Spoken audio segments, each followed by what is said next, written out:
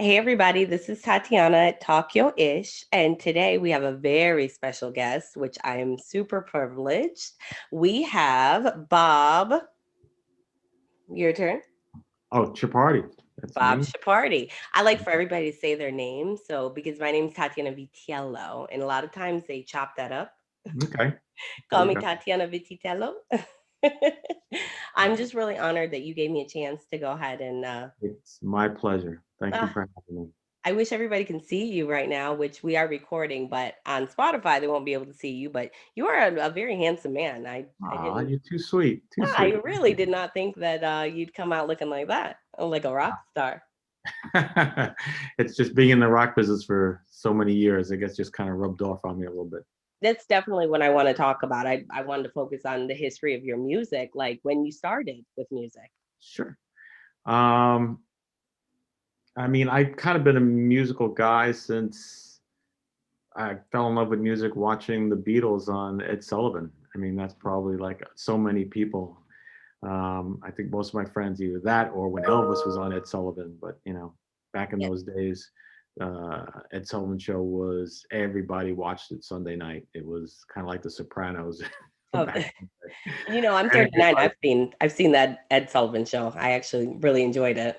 yeah. So when the Beatles performed, that was like that just changed music forever. And started collecting Beatles albums and just started being such a music fan and listening to ABC radio, Harry Harrison and that whole crew, and just decided when I again through high school, just was in love with the whole scene and the California scene, that whole singer songwriter type stuff, the Eagles, Jackson Brown, Dan Fogelberg, Tom Waits, all that type of stuff. Did And you ever get to meet any of the Beatles?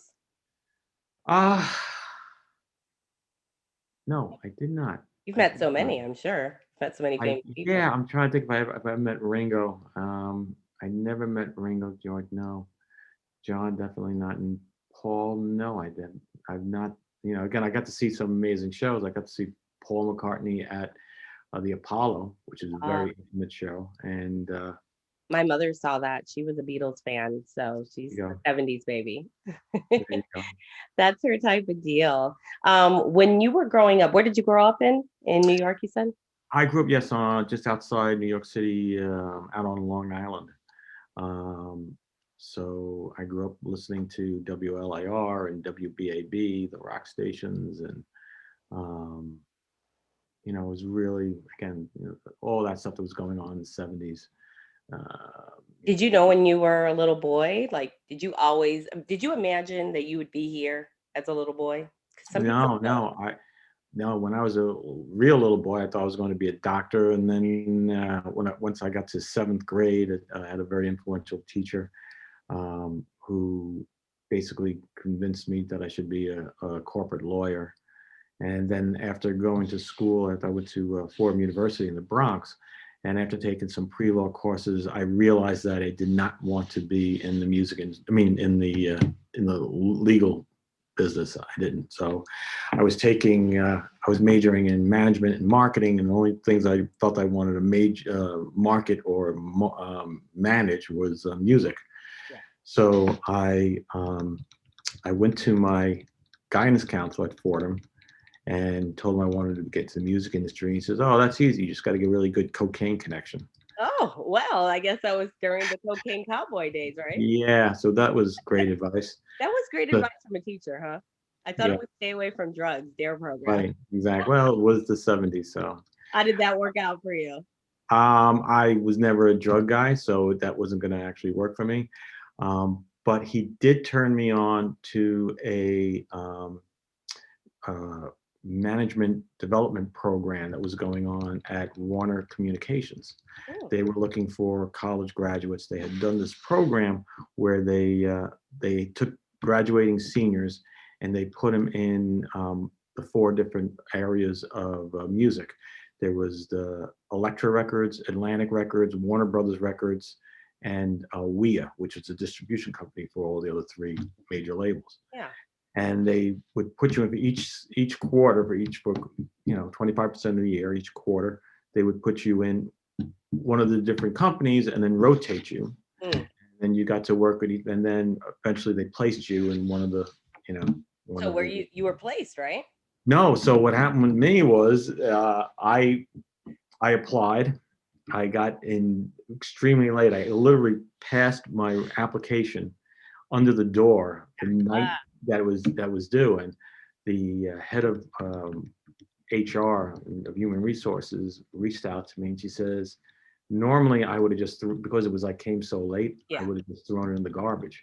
But I had put together this whole marketing plan for myself, and she was intrigued, Good. and so she met with me, and she liked me, and then I was advanced to the next level. And I think out of 1,000 applicants, they filed it down to I think 20, and then from those 20, they were going to have an interview with Steve Ross, who ran Warner Communications at the time, and that was the next step. Then a couple of weeks later, we went into what was known as Black Friday, Mhm. and the music industry went into the dumper. I don't know if you remember or any of What the year was listeners. that? That was, God, I want to say 1980-ish, Oh, I was born in 81. 79, So 80, something like that, probably yeah. somewhere between 79 and 80. And Just tanked. it, it was the same time that the what do you call it? Fleetwood Mac came out with Tusk. That was one of the big things where the music industry was so on fire. They were shipping records left, right, and center, and um, they would ship all their records out. And the thing is, everything is on consignment in the music and in the record industry. So if you ship out, you know, 100,000 records, and they sit in the record stores for Yeah. what do you call it, 2 months or so, and nobody buys them, they ship them back, and Yeah. and they get refunded. Yeah. So it's not a situation where it's a one-way sale. Yeah. So that was happening. Tusk went out monstrous, came back monstrous. The 4 Kiss solo albums. Yeah. There's stories of that where they took trailers filled with them, complete tractor trailer filled with Kiss records, dropped them off at Walmart, right? And then 2 months later, they didn't even crack the seal on the thing. They just picked them up and took them back. Like It was all come like back. That's crazy because that's how they've sold so many records. I mean, these were records, right? These were actual records, vinyl they were. records. Yeah, they were vinyl records, and at the time was vinyl was what was happening, and they what do you call it? They didn't sell. They just didn't sell, and the music industry went to the dumper, Yeah. and people were being laid off left, right, and center, and of course they canceled the program. Yeah. But the HR person really liked me and put me in the mailroom at in Warner's TV, and eventually I got a job in the mailroom at Arista Records. You know, And don't isn't it funny? Everybody kind of starts in the mailroom. Like if you see movies, yeah, a lot of people start start in mail. I mean, again, it was interesting because I graduated from Fordham University. I honors graduating. I was basically congratulations. an intelligent guy, Ah, yes, you sound it. and the yeah, it's a Making you facade. think back, huh? Yeah, and then they put me in what they call the decolation room.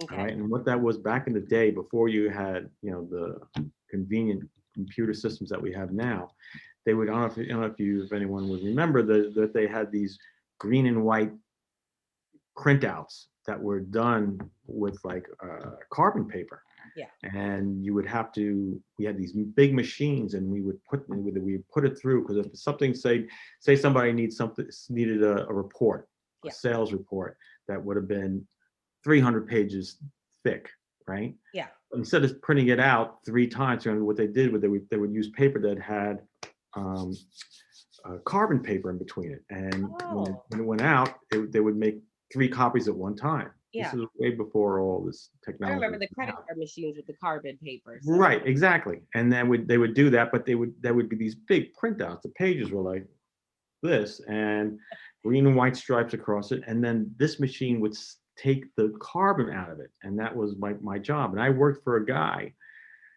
nice guy, really nice guy, but he was literally illiterate.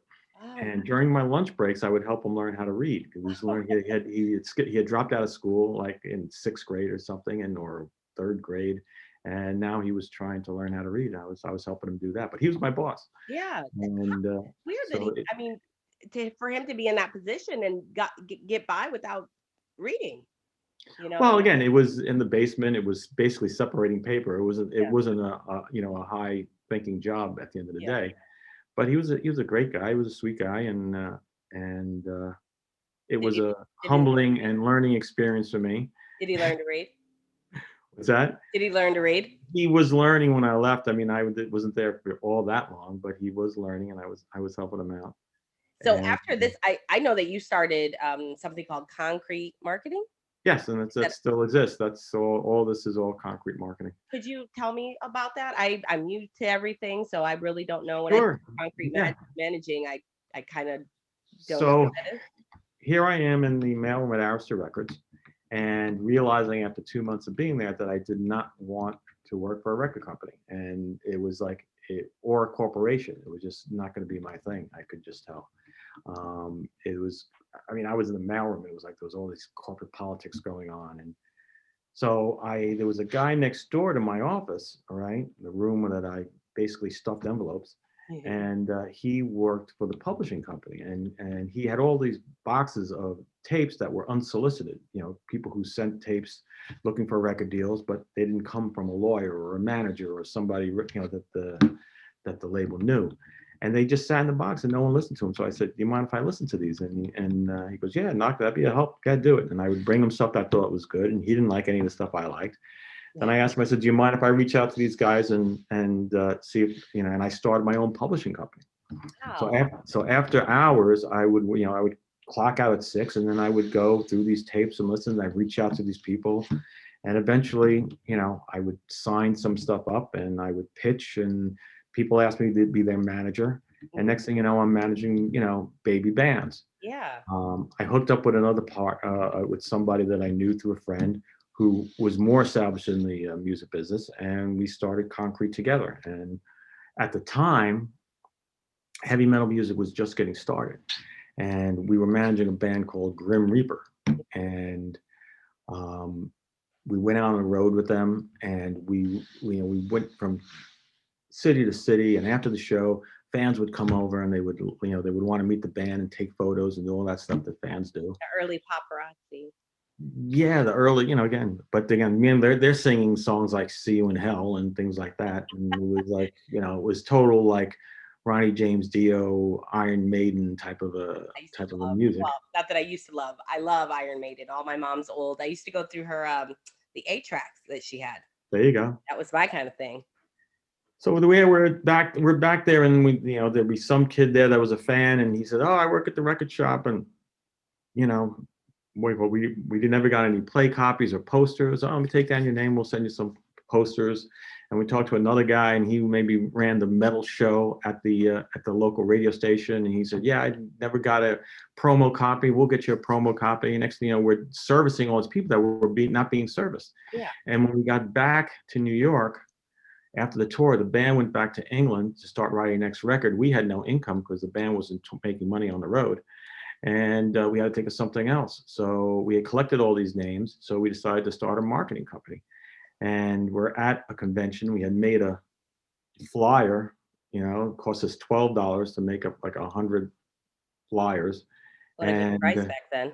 what's that? What a good price back then. Yeah, it was like, and we would call it, and back in the good old days. And I ran into the head of marketing over at Chrysalis Records, who used to be at Arista Records. I knew him from there. And he says, "I got this new band called Armored Saint.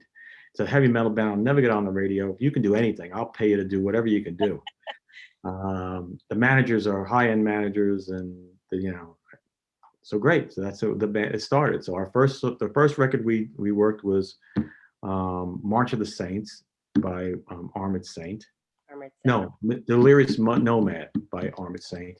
And then the second record we worked was another brand new band called Metallica. I And I know Metallica. and Kill 'Em All. And so they were just coming out with their new record, Ride the Lightning, and Kill 'Em All was on Johnny Z's label. What do you call it? Megaforce. Yeah. And so Johnny wanted us to work the record, and we did that. And next thing you know, metal started building up, and we were the guys that that we're were in. working metal. So we Yeah. started getting more and more. Next thing you know, artists were requesting us. Ozzy, we were written into Ozzy's contracts after a while. Um, That was when he first started, right? When he was young and on stage. what? When he was young, Ozzy. That's when It he was he first was started. more established. This was in 1986, I believe, 85. We were established, and he was very well established. It was for the Randy Rhoads tribute record, actually, and interesting story with that. So working the record, we're doing a really good job, and I get a call from the project manager, who was just a good friend of mine, Jeremy Quinn, and he calls me and says, "Listen, what are you doing this afternoon?" I go, "Working. What do you think I'm doing?" He goes, "Well, you got time to go meet Sharon and Ozzy at the Parker Meridian Hotel. They want to meet you. They want to say thank you for doing such a great job." And we what do you call it? I said, "Of course," and I went up there, and she said, "Great, we'll go meet him at 4 o'clock in the afternoon." I went up. I walked to the Parker Meridian lobby bar. All right, and sitting at the bar, the place was empty. The only two people sitting at the bar was Ozzy and Andre the Giant, I remember Andre the Giant and they were trashed. They were totally trashed. already. They were trashed. And I walk up to Ozzy, and I'm in my 20s at this point, right? Yeah. And I walk up to him and I introduce myself. He goes, "Oh yeah, Bob, we're supposed to meet with you. Oh, I want you to meet my friend here, Andre. The fucker's so big I can't get the motherfucker drunk." But he was well drunk. I shake Andre's hand, and I felt like a 2-year-old. His Oh, like a hand was mitt, like right? huge, Oh my huge. God. Sharon walks in. She says, "Ozzy, say goodbye to your little friend. We have to sit down with Bob and what do you call Little it, do friend. some business." And we go, and Ozzy, we stumble over to a table. We sit down, and Ozzy goes, "Garçon, garçon." And the waiter comes over, and he goes, "How much is your most expensive cognac?" And he goes, "Oh, that'd be Louis the Sixth. I'm not a cognac. It's Louis the Yeah. 16th, something like that. Louis the 15th. $85 a shot. I remember he said. And $85 again, a shot? $85 a shot. And this was back in 1986, right? Yeah. So Ozzy goes, "Oh, never mind. The record label's paying for it. Bring me and my new friend here a shot each." Now, so I'm sitting on this side of the table. Sharon is sitting next to Ozzy on that side of the table, right? So they're Yeah. sitting next to each other. Sharon's just a little bit behind Ozzy. She's giving me this look. Now, I just met them both. Yeah. She's giving me this like evil wife kind of eye, Because he's like, drunk. don't drink with them. The guy's drunk. Don't Oh drink. yeah. I can You see know, the signals coming towards me, as most guys know from hanging around with their friends and their friends' wives. yeah. You know that look. So I'm now don't know what to do. The shots get put in front of us. Ozzy goes, "Cheers, Bob." He knocks it back. I'm frozen like a deer in the headlights. I have no idea what to do. So I got Sharon looking at me like she's ready to kill me. I got Ozzy who wants to keep on drinking. And I'm sitting here sweating bullets, right? So Ozzy goes to me, "Bob, you haven't drank any shot. Come on, drink with me." And Sharon's looking at me going, Don't do it. Oh, I'm going, I'm who going, do you go for? The wife, the husband? I mean, right. And again, being 25-year-old kid, I'm like, what do I do, right? So I know what to do. And so finally, Ozzy look at me, he goes, "What are you, some kind of pussy?" At this point, I snap. My brain snaps. And I go, "You know what? Fuck you, Ozzy." I do the shot. He reaches over the table. He grabs me by my collars, right? yeah. And pulls me over there and he kisses me square on the lips, pushes me Oh back. I wind up goodness. falling over the chair. I'm laying on the floor. He stands up and goes, "I think that man just gave me AIDS." And that was the beginning of a beautiful friendship. And we did a lot of work with Ozzy and Sharon. Sharon then just threw her hands up in the air, whatever, and we just You knew continued that was to drink it. and do that. He had gotten you. And he actually, I'll show you. He signed. Here's something over here on Yeah, the let me wall. see. I would Let me love see to if I see. can. This room I is can absolutely put gorgeous. another light on here for a minute. Get a little more action going. Okay, here you go. And this is what he signed to me when we did that. Let me see. When you, Bob, I love ya. Fuck. I love you, you fuck. Ozzy Osbourne. Big Bob. Oh my God, I love that. That So is that was my memento from my first for your first kids. my first kiss about with Ozzy. Oh my God. So obviously no one has AIDS. I'm glad No one has AIDS, and it that was I just think Ozzy being Ozzy, and it was, a lot of fun. So yeah. Well, that was your first meeting with Ozzy. And after that, I'm sure every meeting after that with everybody else was probably a walk in the park. yeah, it was again, different artists is different, But that was different probably your things. most memorable one. Uh There's probably many. yeah, Dave Mustaine, had dinner with him, and they were the Megadeth guys were just out of rehab, and Dave was straight, and he wanted, and he had all this adrenaline, and he was doing kickboxing and hang gliding and skydiving, and Yeah. we're at dinner, and I had the manager was there, and the publicist was there, and one of the guys from Rip Magazine, photographer, and me, and Dave goes, you know what, tomorrow we're all going skydiving. Oh my God. You're trying to close the deal, right? So you have to go. I was like, yeah, I guess we're going. Guess And we're going. and so the next morning we're on our way early in the morning to Paris, California to go skydiving. We actually ran into Patrick Swayze, who was doing rehearsing for Point Break, and because he did his own stunts. So we go up on the plane, and they have what they would normally do. They put the lighter guys in the back, and I'm kind of a light guy, so they put me in the back. But Patrick wanted to be the last guy out, Yeah. so they put him in first. And what they do is there's no seats in the planes that you jump out when you're doing the parachuting. Yes. So Patrick was up against the back, and they put me. I'm sitting in Patrick's lap, and I just turned to him. I go, you know how many women would give their eye teeth to be sitting where I'm sitting right now? He was a real sweet guy, and then everybody jumped, and I was the last guy before him, and Wait, he you was. weren't even like, how you're a first time jumper and you're hooked to somebody? Yeah, I was. Oh yes, I was. Oh, I'm sorry if I didn't make that clear. Yes, I was. It was tandem. I was hooked to somebody, Okay. but still, jumping out of a plane with or without anybody, it's just you still kind of like, I my whole life I kind of been trained not to jump out of I planes. agree. I agree. I've So done it. jumping out of a plane, your brain it takes a while for you to really connect that. No, your body doesn't want to jump. Right. Well, but once I got on the plane, I became very calm because I knew there was no way I was going to fly back down in front of all these metal guys. I was like, And Patrick Swayze, now was he a big time star already then, or had oh he yeah, on oh the yeah. show? I think this was after. I think it was after Ghost. It was after. It was definitely after Dirty Dancing. Yeah. What a wonderful guy. What a wonderful Oh, guy. he was a sweetheart. He was amazing, amazingly sweet, very supportive of me, knowing that was my first time and stuff. So he was a very sweet man. They're always testing you, huh? That's how I feel sometimes. Some of the people test me, like the managers. I mean, I haven't met anybody as famous as that yet, but Yeah, I guess it was kind of a test. I mean, I know I become really, again, not now, but I mean, way back then and still now. Matter of fact, Dave lives 4 miles from me here in Nashville, and what do you call it? I got to hear some of his new record that he's working on.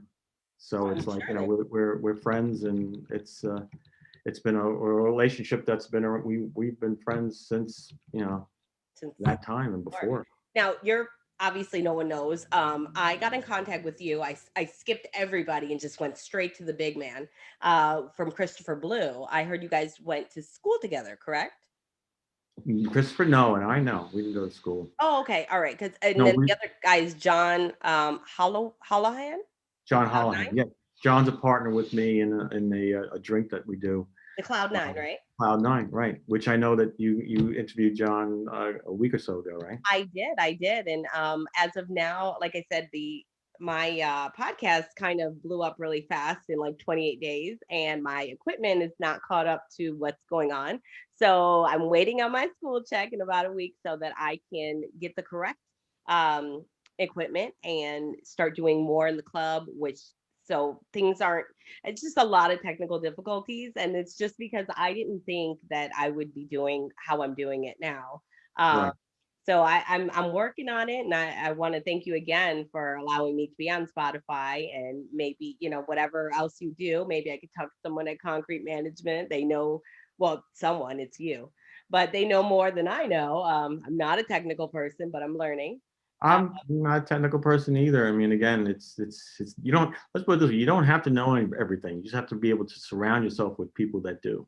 and I think I've That's the been, trick to yeah, success, right? I've Well, been you got Chris. You got Chris. Chris is I a got very knowledgeable guy. I got Christopher Blue, and like I said, I jumped over everybody's head, and I said, you know what, we're gonna just go straight to the big man. I was working in the clubs as a door girl for about 12 years here in Pinellas County, Florida, and all over. And I retired a few years ago, but when I started doing the podcast about a month or so ago, I told everybody I'm calling in all favors. Where I've never asked anybody for anything, and I'd like to call in all my favors. I'm glad I saved them for now because it's important. And like I said, here I am interviewing Bob at Spotify and concrete management and concrete marketing. And I'm so excited. I'm usually never nervous. No, again, you have nothing to be nervous about. Believe me. you know, I I'm sure you'll be interviewing much more famous people than me. well, to So, me right now, you are the biggest part of my interview right now. Like I said, I jumped everybody's head to get straight to you, and I know that's not easy at all. I mean, you're at home giving me a nice interview. well, I don't know how much you knew about John Holohan, but he's another superstar. I'll tell you, he put together the whole Cloud what's Nine, it called, what's that? the whole Cloud Nine.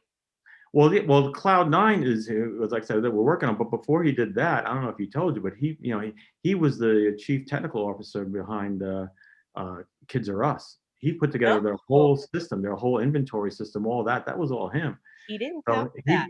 he was there when they in their heyday. He brought them up to the heyday. Then he left. Not saying that his leaving was the end of the company, Yeah, but and it was a good 10 years after he left that they finally went bust. But when he left, they were at their peak, yeah. and he I would have grew up with Kids R Us, and I mean that was a big thing. Toys R Us, yeah, Toys R Toys Us, R Us. Well, they had Toys R Us, and then and Kids. they had Kids R Us. I think that was one of their brands too. Well, But I'll Toys R tell Us you, is I was very sad in the last 2 years that Kids R Us, Toys R Us is no longer because that's where we grew up. And exactly Jeffrey, the giraffe, that right. used Yeah, to call me every year for my birthday. So an icon in that Jeffrey. very much. I did speak to John, and I think he liked me. I think he thought it was nice, and Yeah, we did he the had nice interview. things to say about you. We He talked. did. Oh, great. I think I impressed him. And Mhm. I was just really happy that he gave me the opportunity again. I jumped over a lot of hurdles and jumped right into some big wig laps here. And uh, I told him the same thing. I said, boy, I do a lot of interviews, but you make me nervous. But Oh, again, I interview adult entertainers, adult filmmakers. I, I don't know why that's my thing. I think I'm more comfortable in that environment that rather than going to like a regular club. It's just that's my home. That's where I started with me and my sister, and I started this pod so that women can have a platform that people can understand they're people too.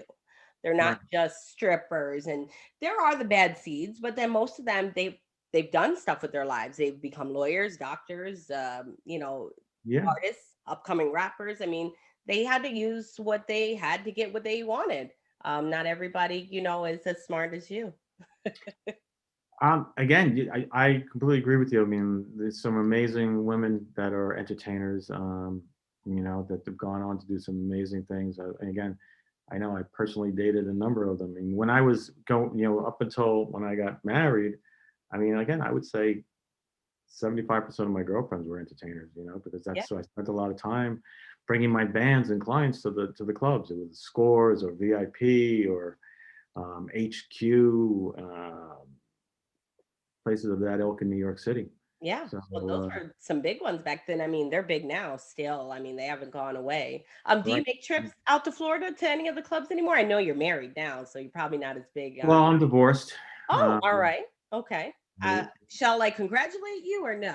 We don't want yeah, no, it's we're good buddies. We're good friends. Everything's fine there. We realized we were not meant to spend the rest of our lives together. We share my son, who's the joy of both our lives. Oh, And I'm when sure he's an adult now, right? no, he's 8. Oh, He's he's at 8. 9. Okay. Oh yeah, I started late in life. I had an amazing bachelorhood. It was so good I wasn't gonna end it. Was it was I she didn't end it having till I was like 53. that's So when you guys got married? yeah, Oh, wow, you're late in life. Well, I love it. I think that's great. Me and my husband, we've been together 17 years, and That's great. Congratulations. thank you, thank you. He's very supportive, and I don't know if John or anyone told you, but I say it in every episode. I walk with a walker. I Oh, had a okay. tumor when I was 10 years old. So I wasn't born this way, but boy, I get around. And there's one thing that the people don't see at the club. It doesn't phase them. I don't know if I have a personality bigger than life, but there's Oh, sometimes that they're you have like, hey, a you're great just, personality. thank you. They're like, hey, were you walking? I saw you walking. Congratulations. I'm like, no, I wasn't walking, but I'm 4'8". So when I walk by the bar, I'm short and you don't see, and I just like fly Right. by. There you So, go. they've always accepted me and loved me, and I don't. My mom said, "I fit the world doesn't fit me," and she doesn't play that handicap shit. Oh, I'm that's good. not allowed. Good. She doesn't know nothing special in the house. I moved to Italy because we're Italian. My mom's from Italy, and I moved there the day after graduation. I tried to make it there, but it was hard being even just staying with my family.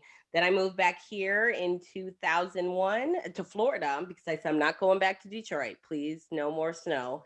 Then I came here and started my life out here and met my husband as friends, and I don't know. He's just been a supporter all the way. I mean, I go to the clubs. I mean, he's not a club person. He's not drinking and smoking. And he's like, "Let me pick you up. What do you need me to do?" So he's always let me do what I want to do, That's um, great. in a That's good. respectful way. But I've always been. He's my biggest fan. That's great. Good. So Congratulations. thank you, thank you. We don't have any children. That's not a thing that we were into. I help take care of my niece, and she's 12 now. So we've gotten the joy of parenthood, so to say, because my sister was. Right. Um, so now we just enjoy it. And he said, "Let's do this.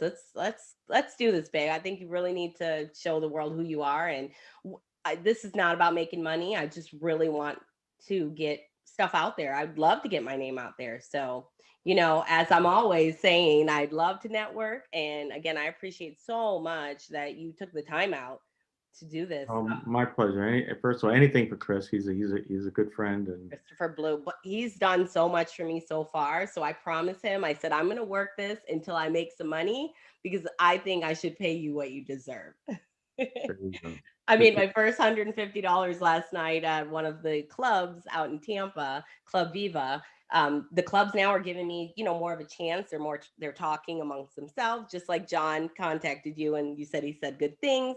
right. Um, like I said, I hope one day okay, so concrete marketing, have you guys ever represented a podcast?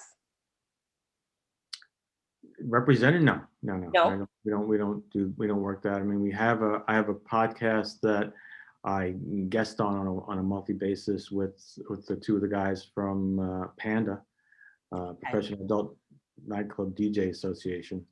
Yeah. Uh, they what do you call it? Alon Fong and Danny Myers.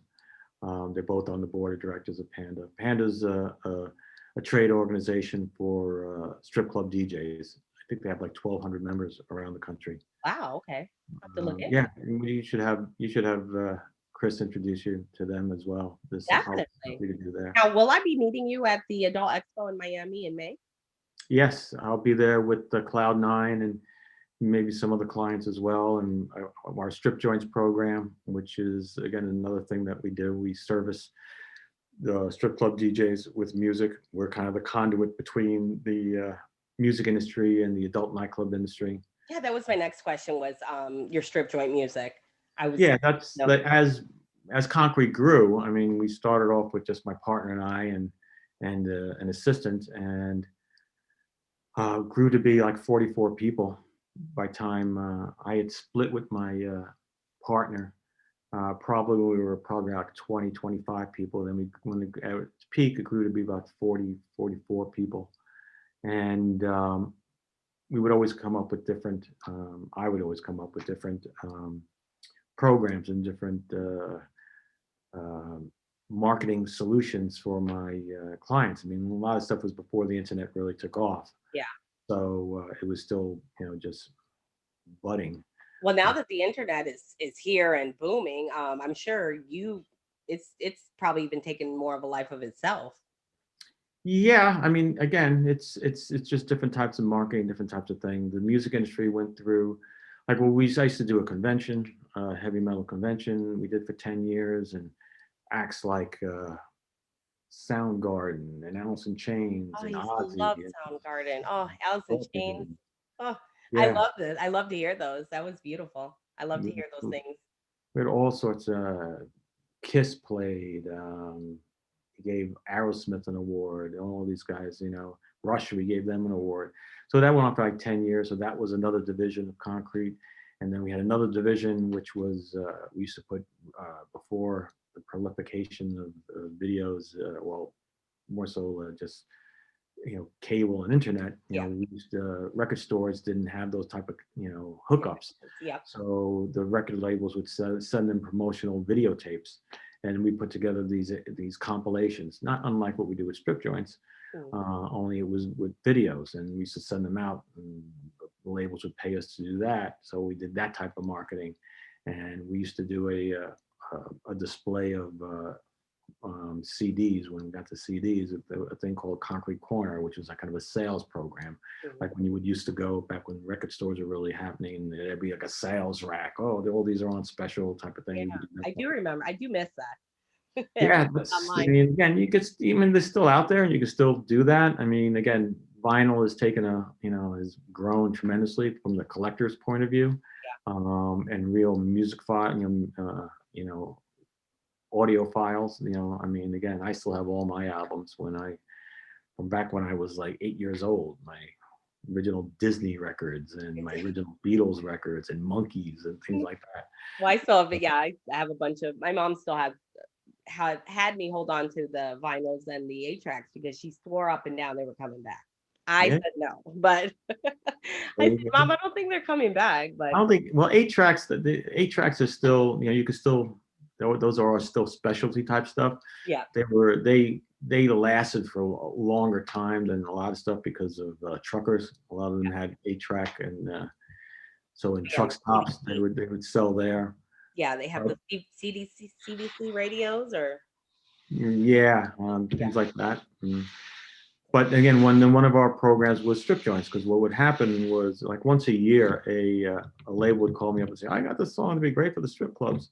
Do you know how you can market that?" And I always say yes. My rule of thumb is say yes, figure it out, and if I can't do it, I'll come back and say I just could. But I don't think there's ever been anything that I have not been able to figure out. Going back to what I said before, is you don't have to know everything. You yeah. just have to know people who do know things, Well, and then if you you're gather them all together, and then you can move mountains. That's so if just you're that's if you're a yes man, then I'm gonna go ahead and call in a favor and say I would love for you to give me some more advice and maybe open some doors for me and let me show you what I can really do and work this out and show me where I need to go because I feel it in my soul. It's here. I love what I'm doing. I didn't think of this. This just came. I've never thought of radio. I've never thought of anything online pod. I didn't even know what a podcast was until a few months ago till my cousin, co-editor, co-producer introduced it to me, and I really would love somebody to go ahead and just let me know, give me another chance, and let me show you what I can do. I think I Sure. can. I mean, again, I'm already giving you all these Yay! little tips right here already, so no problem. Yeah, But I'm taking notes. I'm recording. It's good, everywhere. good. So like now that I know you're the yes man, I'll remember that. I like that. So then what happened was, once a year, a label would call me up with a song, and then I would call Don Waite over Exotic Dancer magazine, Yep. who I knew from when he was in the music industry. And I imagine a lot of you know adult nightclub industry folks don't even know that about Don. But before he used to have that magazine, he had a magazine called Performance Magazine, which was a trade publication in the music industry. It followed tours. So it gave you, if a band was on tour, it gave you tour dates, it gave you numbers, or kind of what they kind of business they did, they sell out, ticket prices, things like that. A lot of data for the touring world. Now, did they have to pay for that, or that's just something that the magazine did for them? Well, the magazine, that they basically report it the same like Billboard magazine reports sales. Okay. So they're not actually, they're getting the data from other places. They're just compiling it, making it into a magazine, wrapping it with stories and articles, and then advertising, and then becomes a focal point that people in the industry can go and find news and learn things, and again, a trade publication. So Christopher Blue, again, he's always such a great help. He put an article out for of me in ED, and it was right, in January. So I'm hoping that that was something. Oh, I'm so sorry. That's my cat. She's screaming. He put me in there and put my flyer in there, and I think I've been getting a lot of press from that. And I was so honored again to be put in a magazine and some really good words from Christopher Blue again. So far, he's been doing a great job, and I'm just now learning about Exotic Dancer with you and Cloud9 and the Expo. So I've never really, I don't think I really heard of the Expo the way that they're explaining it to me. But like I said, I'll be there, and I think I'm going to try to squeeze my way in and get a spot there and see if I can do some red carpet down there for everybody. cool. So I'm so honored again, and I can't wait to meet you. Um, I'm supporting you as well. so we'll go out and we won't have an Ozzy Sharon time, but I don't drink like that. I don't know if you do, but maybe we can have a shot or two on me. I would love that. Sounds good. Perfect. Is there anything else that you'd like to tell your audience, because this is your audience? No, again, I just, thanks to, just want to give thanks to Dave Manick and Don Waite and Christopher Kay and everybody over Exotic Dancer Magazine for all their support, and to all the guys at Panda, um, particularly Danny Myers and Alon Fong for, having me do the show with them. Um, what do you call it? Just again, the Panda guys are just again, there's so many of them to thank them all, but great group of guys, and it's a great industry. A lot of really warm, wonderful people that work hard, and the entertainers, and what do you call it, some great entertainers. We do a lot of work with Ray of Sunshine. She's amazing. Yes, Um, I've recently I'm not a I don't get out there that much to see everything. I'm always working. So I when they said Ray of Sunshine, I looked her up. She's absolutely gorgeous. I saw the videos that she was doing. I thought that was such a great idea. I hope maybe one day is she coming down to the expo? Maybe. I'm not sure. I haven't spoke to her recently, but we've got Okay. our Well, I hope tennis one day is to meet big her. influence. Look, I'll just tell her now, Ray of Sunshine, I'd love to interview you. Give me 3 minutes of your time. That would be great. Well, again, thank you so much, Bob, for letting me interview you and give me a few minutes of your time. Your house is beautiful. This room that I see, it's magnificent. Well, at the office. Yeah, thank you. Oh, that is a beautiful office. My office is right here. Yeah. Soon it'll be something different, and hopefully by June I'll be able to make you extra proud. Great, beautiful. Well, again, thank you for your time, and thanks for having me on your show, and best of luck. And I'm sure you'll be a big success. Everything takes a while to grow, but baby steps, but you'll get there. Absolutely. If I've jumped this far, I think I can keep going. Very good. Thank you again. This is Tatiana at Talk Yo Ish, and I always say every episode is better than the last, but I don't know how we're going to top this one.